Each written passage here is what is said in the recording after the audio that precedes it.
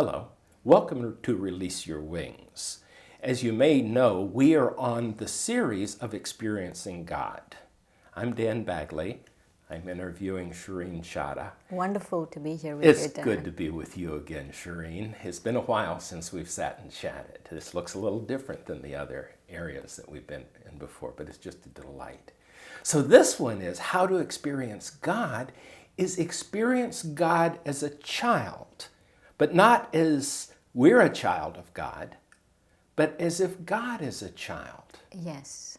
Yes. So help me out with this. You know, I remember sharing with you that when I started the Experiencing God series, that I told myself that I would only share what I experience. That I was going to be very authentic and only share what I experience. And so the last few weeks, I've been experimenting with this whole concept of God as a child. And of course, over the years in my meditations also, God as a child. And it's been a wonderful, wonderful experience.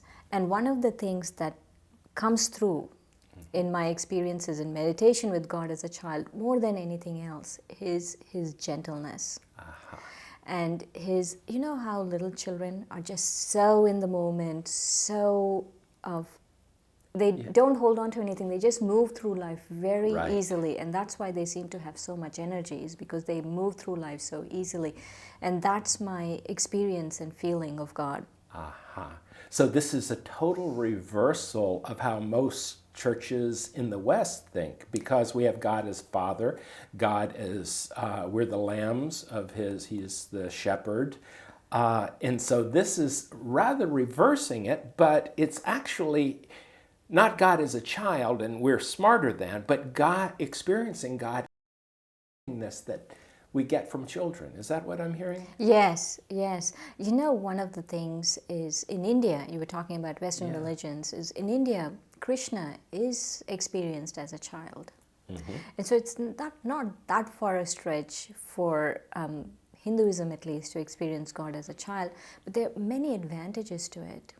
Even though it's not part of the Western makeup, there are really many advantages to experiencing God as a child.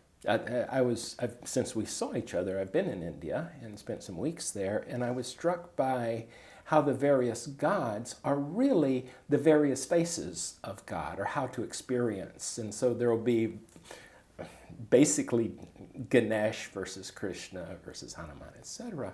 It at least seems to me, with my Christian background and Western eyes, like so much as different gods as different personifications of the God that we all worship. Right, like different qualities. Different qualities. That each of the gods have a particular quality that people worship that quality. Yeah. For example, Ganesh is worshipped for his wisdom and his ability to destroy obstacles, and Hanuman for many things. But anyway, yes, I know what you're saying. You know, one of the things I feel is that for us, we believe in monotheism, that there's only one God.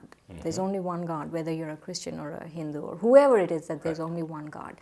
And that one God is, light, and we call Him Shiv, Baba, and all of those things. I've shared with you all of those things before. And one of the things that I always feel interesting about experiencing God as a child was this feeling of not only being proud, just like a parent would be proud of a child. That was the feeling I got, that I'm so proud of God as my child. And I thought you would understand that, because as a parent, when your child does something, there's so much pride in it, there's so much happiness. Because my mom always bemoans that, oh, you don't have the pleasure of experience having children. And I tell her, no, God is my child, and I'm so proud of Him.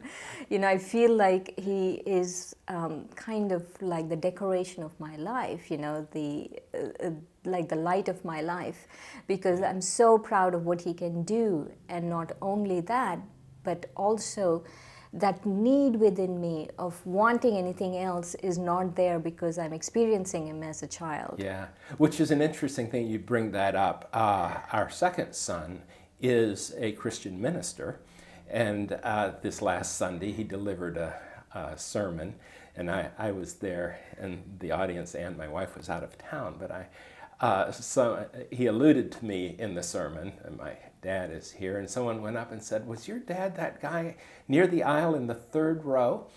And Jacob said, "Yeah." "How do you know?" I said, "Because he was beaming." There was no one in the place more proud and more loving and hanging on every word you said than that guy in the third row. And I went, yeah, that is it. So I understand that, and I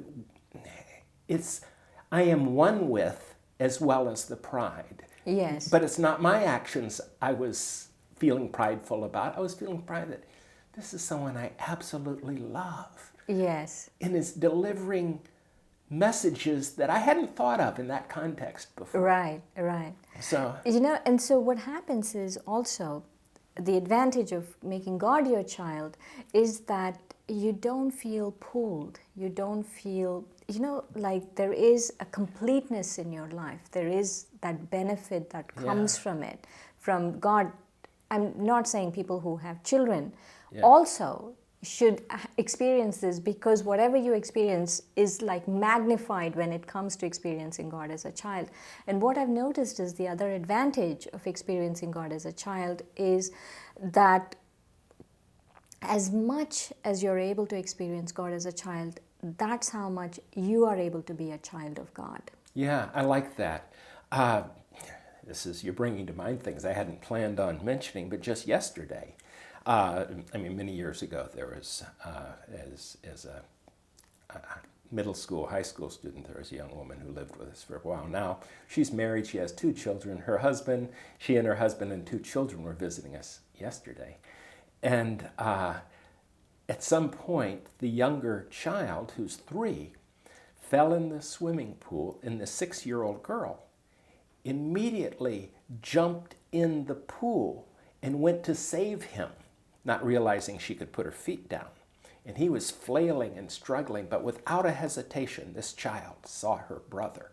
And she doesn't swim very well. She swims well for her, but not for saving someone else. Didn't even think twice. My brother, and that total innocence of "I would give myself for you" is what I'm hearing you say in that relationship of God. Yes. Not that I'm controlling you or the way of experiencing this. It is, I love you that just much. Very, very loving. It's a totally different kind of love you feel that comes out within the soul.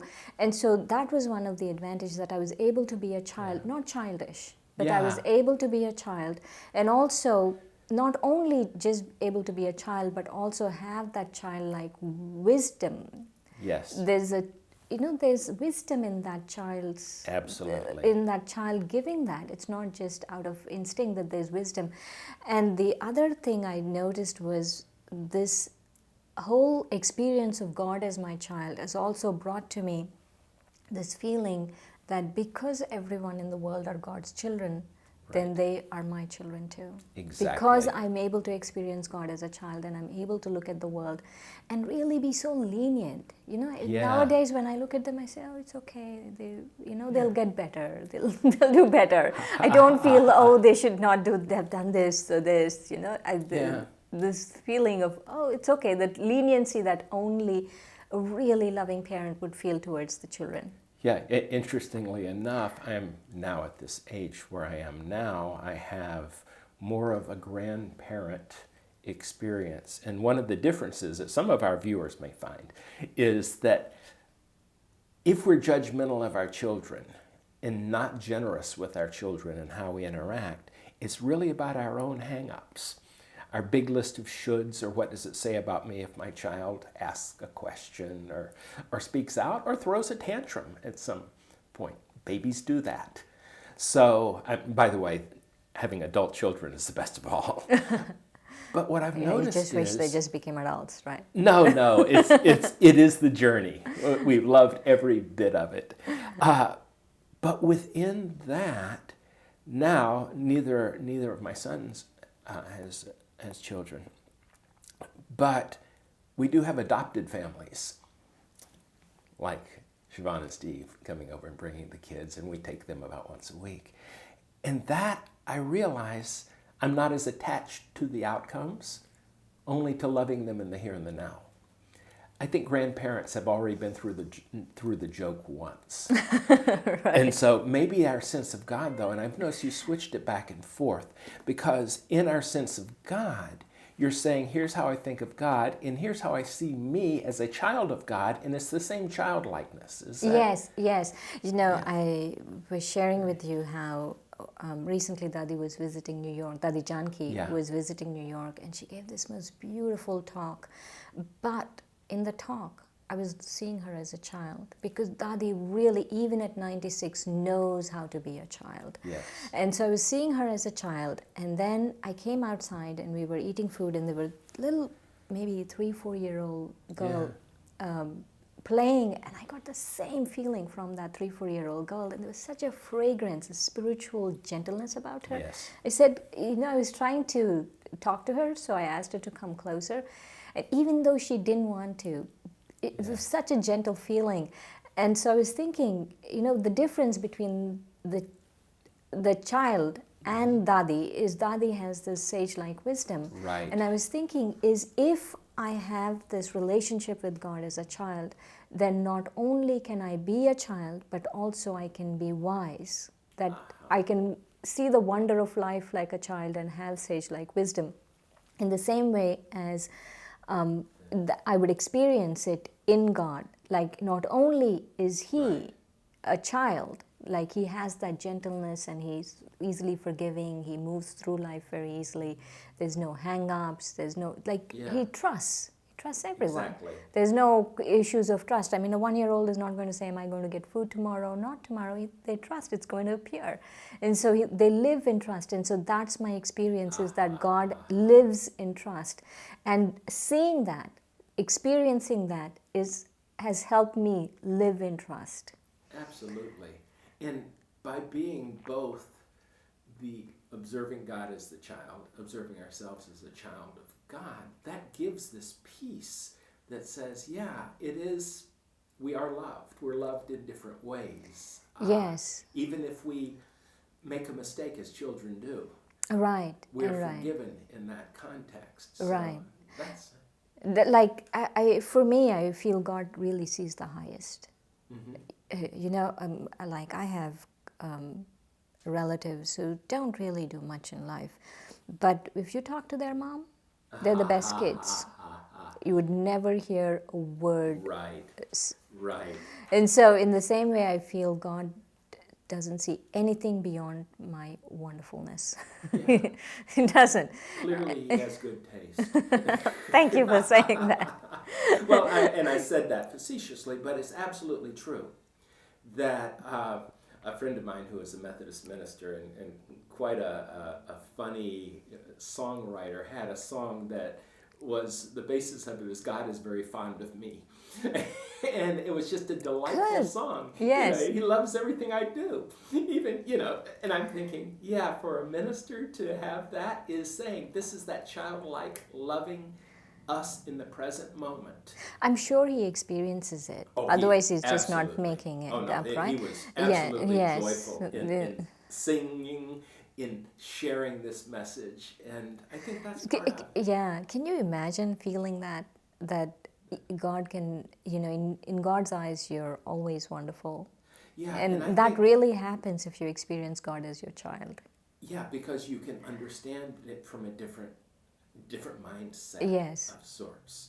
Well, we're wrapping up, so is there any final thought on God as a child that you want to share with our... I would suggest to our viewers to experiment. Mm-hmm. You know, even if it seems really far stretched, is to experiment with it and to really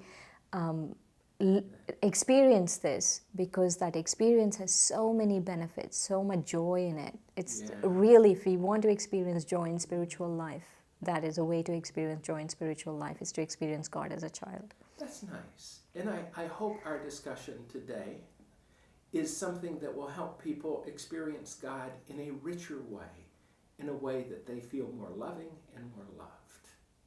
I'm sure that's your wish as well. Yes. Thanks, Shireen. Thank you, Dan. And thank you for joining.